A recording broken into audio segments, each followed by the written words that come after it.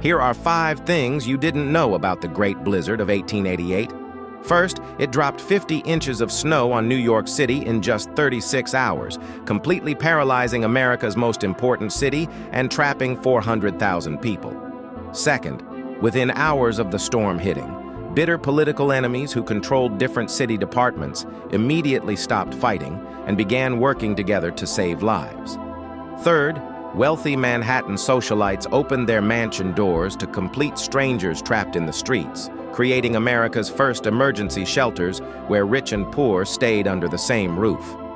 Fourth, the disaster forced city leaders to realize surface transportation was too vulnerable, leading them to create the subway system through unprecedented cooperation between private companies and government.